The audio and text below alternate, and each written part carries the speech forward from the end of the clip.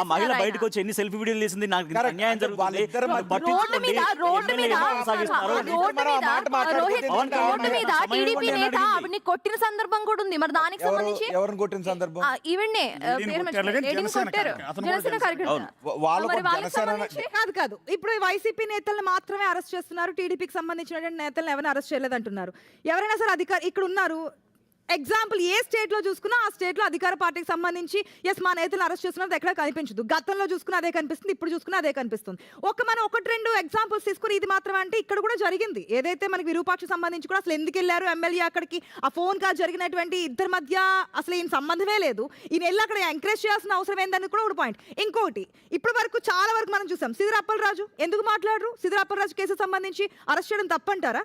And next Vallabhaneni Vamsi, Yelamanchi Nagarjuna Yadav, Srikanth Reddy, Ramesh Reddy, Ambati Rambabu, Perni Nani, Jogi Ramesh ఏ arrest తప్పంటారు? దేనికి సంబంధించి ఎవిడెన్స్ లేవంటారు? ప్రతి దానికి విత్ ఎవిడెన్స్.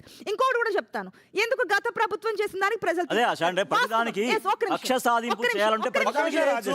ప్లీజ్ గతంలో ఏదైతే వైఎస్ఆర్సీపీ చెప్పిన దానికి ఈసారి కూటమి ప్రభుత్వం అధికారంలోకి వచ్చిన తర్వాత ఎందుకు యాక్షన్ తీసుకోవట్లేదని చెప్పి అనేక సార్లు అనేక మంది ప్రజలతో మాట్లాడుతున్నప్పుడు వాళ్ళు చెప్పింది ఒకటి, మేము అది ఇబ్బంది పడుతున్నాము, ఇంతవరకు వైఎస్ఆర్సీపీ ఏదైతే ఇబ్బందులు పెట్టిందో ఎందుకు మీరు రివెంజ్ తీసుకోవట్లేదు, ఎందుకంటే ఎందుకు కేసులు పెట్టట్లేదని చెప్పి అడిగిన దానికి లేదు ఇప్పటి వరకు అటువంటి పరిస్థితి వద్దు, ప్రజలు దాన్ని యాక్సెప్ట్ చేయట్లేదు కాబట్టి మనం దానికి దూరంగా ఉండాలన్నారు. కాబట్టి ప్రతి విషయంలోనే ఈ విధంగా చేసి వాళ్ళు మోసాలు చేసి లేదంటే కనుక కబ్జాలు చేసి మద్యం కేసు సంబంధించి ఈ విధంగా అన్ని చేస్తున్నప్పుడు ఊరుకోవాలా?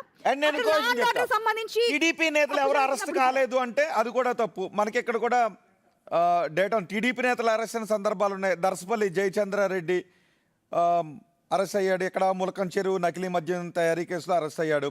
అలాగే కోటకోట అమ్మినాయుడు వైఎస్ఆర్సీపీ కార్యకర్త హత్య కేసులో టీడీపీ నాయకుడిని అరెస్ట్ చేశారు. కిరణ్ కుమార్ భారతిరెడ్డిపై వ్యాఖ్యలు చేసిన వ్యక్తి కిరణ్ కుమార్ని అరెస్ట్ చేశారు. అలాగే టీడీపీ నాయకుడితో పాటు మరో 8 మంది పైన కేసులు నమోదు చేశారు. గుంటూరు నగరపాలనలో కృష్ణబాబు కాలనీలో మల్లెల వెంకటరమణమూర్తి సంబంధించిన కేసు, ఈ కేసులో టీడీపీ నాయకులు కూడా అరెస్ట్ చేశారు. అరెస్ట్ చేశారంటే అది మీడియా ఎస్టాబ్లిష్ అయింది. ఆ క్లియర్ గా ఒక లేడీని నెడ్ రోడ్డు మీద తీసుకొచ్చి చీరలాగారన్న ఇది జరిగింది కాబట్టి పరువు పోతుందన్న ఉద్దేశంతో అరెస్ట్ చేశారు తప్ప అవసరమైతే అతను రోహిత్ చెప్పిన చాలా కేసెస్ వరకు మీడియా జయచంద్రారెడ్డిని అరెస్ట్ చేయలేదు మాస్టర్. నేను ఇప్పుడు కూడా చెప్తున్నా, ఆయన పారిపోయి చక్కగా వేరే దేశంలో దాక్కుని యాంటిసిపేటరీ బెయిల్ వచ్చినాక కేసు అంతా నీరు గారిపోయినాక ఆ కేసులో జోగి రమేష్ నీరికిచ్చి అరెస్ట్ చేసిన తర్వాత ఇంకొంతమంది లాగిన తర్వాత కేవలం టీడీపీ నేతల పైన